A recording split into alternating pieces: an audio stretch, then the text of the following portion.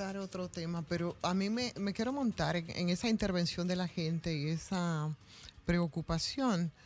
pero sobre todo esa valoración que empezamos a hacer y que a mí me parece muy importante respecto precisamente a los ciudadanos,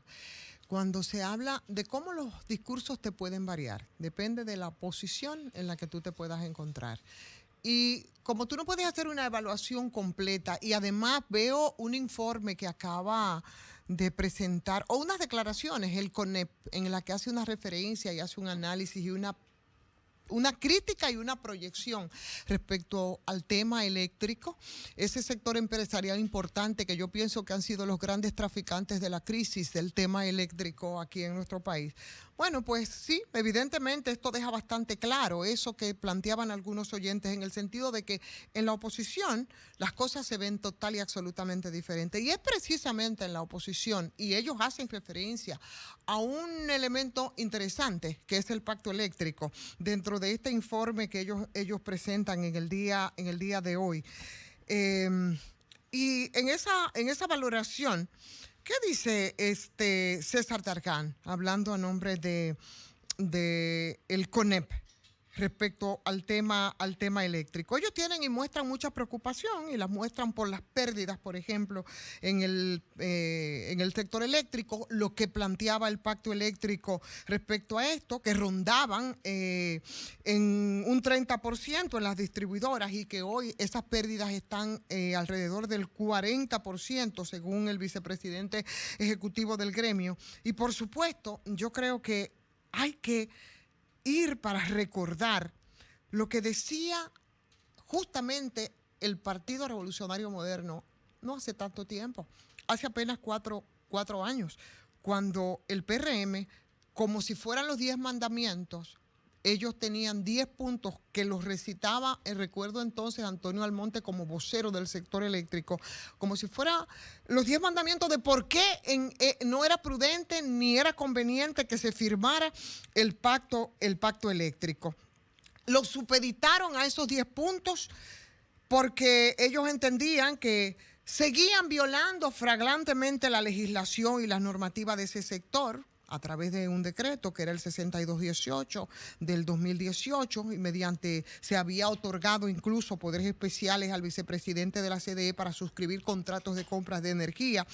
Y hablaban de que no era posible y que no podían y bajo ningún concepto el PRM iba a firmar ese pacto eléctrico, porque primero ellos exigían, y de hecho no lo firmaron, que era de los 3 pactos que cuando inició el presidente Danilo Medina su gestión, del que solamente se conoció y se firmó el pacto educativo, el pacto fiscal se quedó en el limbo y todavía sigue en el limbo, pero bueno, las controversias respecto al pacto eléctrico, y yo recuerdo cómo el hoy ministro de Energía y Minas, por ejemplo, en ese momento, en su rol de vocero del sector eléctrico del PRM, decía que no, el punto 1 era que tenía que respetarse la ley de electricidad y se tenía que derogar cualquier decreto o disposición que la violara, que se tenía que realizar una reestructuración en referencia a la CDE, de tener un solo consejo de administración, que había que fusionar las 3 distribuidoras en una. Finalmente eso por lo menos se logró. Pero hablaban del compromiso firme en ese pacto de eliminar en un plazo no superior, lo decía claramente, de 18 meses, los problemas de los apagones en todos los sectores del país. Yo quiero que empecemos a hacer no solamente esos mismos pactos que volvieron sobre sus palabras para después firmarlo exactamente con lo mismo que en ese momento ellos esgrimían para negarse a hacerlo y lo hicieron.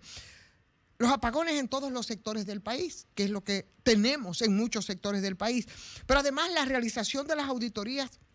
de las distribuidoras, que desde el 2012 no se realizaban,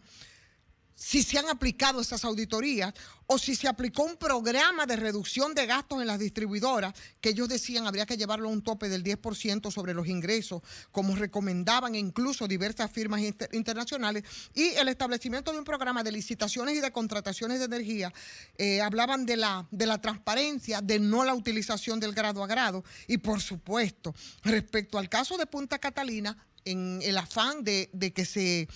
se transparentara también todo el proceso de ejecución a través de una empresa de auditoría independiente, que realizaran licitaciones transparentes para determinar el precio de la energía que se iba a vender después. Y claro, la participación entonces de la oposición y del sector social y de representantes de consumidores en todo el proceso de seguimiento del pacto eléctrico. Finalmente, el pacto se firmó y se firmó después exactamente violando todos los puntos que, como los 10 mandamientos, andaba en un periplo el entonces vocero del sector eléctrico del PRM en ese momento en la oposición. Y yo creo que eso ilustra bastante lo que nosotros hemos estado hablando y muchas de las preocupaciones que han tenido la gente. Hoy, cuando vemos entonces lo que dice el CONEP respecto al tema de la comercialización, respecto al tema de las pérdidas, a la distribución general y las críticas que se hacen en ese sentido, pero también cuando vemos el informe oficial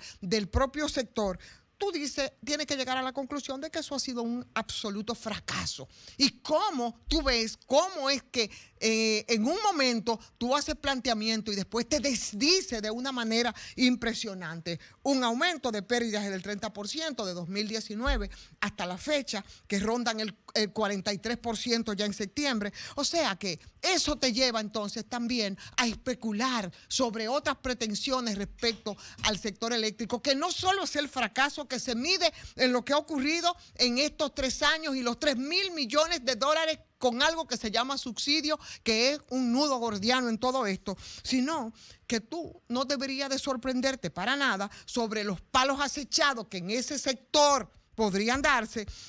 sobre todo en el área comercial, y el compromiso, por supuesto, de quienes desean preservar sus intereses y sus negocios con un Congreso que ahora nos acaba de mostrar que es un Congreso sumiso, que es un Congreso arrodillado.